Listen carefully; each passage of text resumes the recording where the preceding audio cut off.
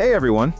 The Anbernic RG Vita is shaping up to be one of the more intriguing handheld gaming devices Anbernic has teased in recent memory, largely because it feels like a deliberate attempt to blur the line between classic retro handhelds and modern, more versatile gaming machines.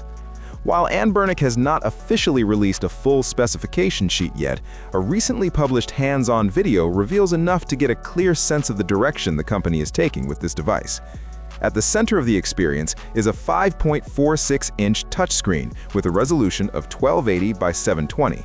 This screen size immediately places the RG Vita in a more immersive category compared to many of Anbernic's older handhelds. The 720p resolution should strike a practical balance. From a connectivity standpoint, the RG Vita appears to be built with modern usage in mind.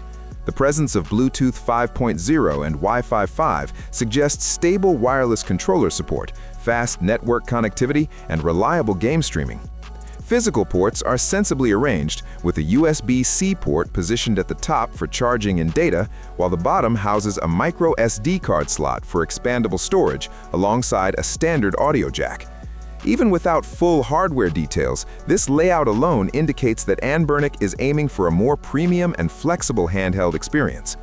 What truly sets the RG Vita apart is what it is shown doing in real-world use. In the official video, the device is seen running games from a wide range of platforms, including Nintendo 64, PSP, PS1, Sega Saturn, Game Boy Advance, Game Boy Color, and more. More notably, Anbernic claims support for heavier systems such as PlayStation 2, Wii, Nintendo 3DS, and even PS Vita titles. While actual performance will ultimately depend on the undisclosed chipset and software optimization, the fact that PS2 games are shown at all suggests that Anbernic is targeting a significantly higher performance tier than its classic retro lineup. Beyond emulation, the RG Vita is also positioned as a full Android gaming device. Titles like Honor of Kings and Genshin Impact are highlighted, which implies access to the Google Play ecosystem and a more general-purpose operating environment. This expands the appeal of the RG Vita beyond retro enthusiasts to users who want a compact Android gaming console that can handle both native mobile games and emulation in one device.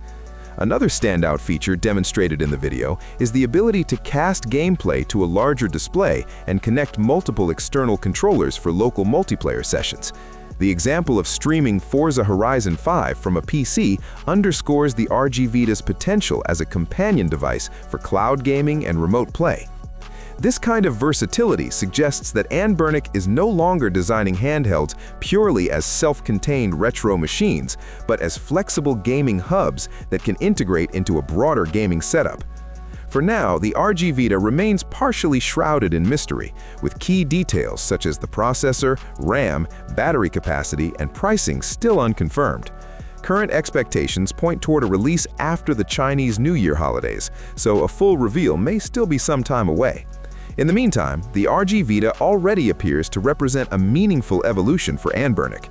If the final hardware lives up to what is shown in the hands-on footage, this could be one of the company's most capable and versatile handhelds yet, appealing not only to retro gaming fans, but also to users looking for a modern, Android-powered portable gaming solution that does far more than just emulate old classics.